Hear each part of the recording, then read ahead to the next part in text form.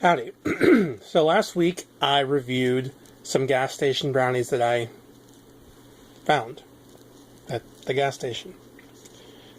And quick update, they made me sick. I don't recommend them, especially since they're $119. I got these Hostess cupcakes to try out today because I figured it would make sense to step up to something that's a little bit more recognized, something that is actually branded with nutritional facts. And anyway, I guess in part because the other ones were generic. Obviously, I mean, there was no brand, there was no data, there's no information on where they came from, where they were baked, what kind of motor oil was used to make them, nothing. And these have information, but this might not make sense unless you're from Texas and had a similar upbringing to me, which almost nobody has. But for me, Hostess always seemed like an off-brand or like a generic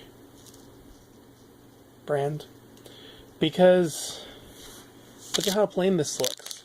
I mean, it is kind of dressed up, but it still seems plain. But if you look here, it says the original squiggle, and of course everybody knows Twinkies. They go like way back to before Christ. So, you know, these are things that are like institutions almost, but still, Hostess just comes off to me like a knockoff. Because for me, the original will always be Mrs. Baird's.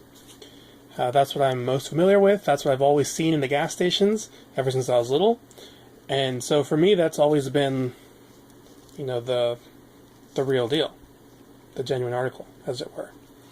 Anyway, so it might not be the actual case in terms of chronology and whatnot, but that's why we're going to do these videos. I've reviewed generic, off of somebody's kitchen countertop brownies that were sold at a gas station. Now I'm going to do these, which are a little bit more legitimate.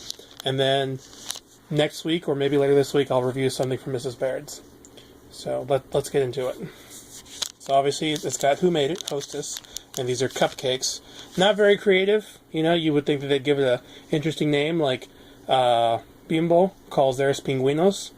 You know, that actually might not make any sense to you, but it makes sense to me because I speak Spanish, and you know they're not cupcakes, they're pingüinos. So these are chocolate, frosted, what did I say, chocolate? Frosted chocolate cake with creamy filling, and they are snack classics. And just in case this wasn't clear, they are chocolate. And we got information about the weight, and I'm guessing this is like a Best Buy kind of thing, like on the other ones. And of course here we have where Hostess is located. We have a barcode. We have ingredients, which, you know, they include the standard things for snack cakes. You know, they're going to have like orphan tears and, you know, the hopes and dreams of communists. Pretty basic stuff. And then here we have nutritional facts, which proves that these are nutritious to some degree. Unlike the other ones, which had either no nutritional value or had a nutritional value that was so beyond mortal metrics that it just could not be stated. So give me a moment. I'm going to open these up and then I'll try them out. This is what they look like when the packaging has been opened. They have this nice holder, very sturdy, plastic, oil-based, and bear with me while I get one of these out and try it. So these are a little bit bigger than the ones that we had last week. Of course, those are brownies. These are cupcakes. Now, these are supposed to be cupcakes, but of course, there's no wrapping here, no wrapper or anything. So I don't know. Does that disqualify them from being cupcakes?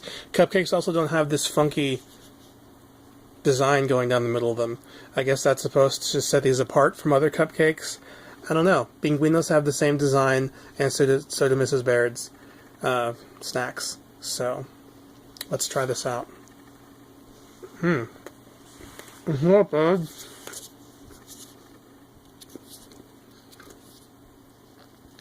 But it's just one bite and it's gone. So,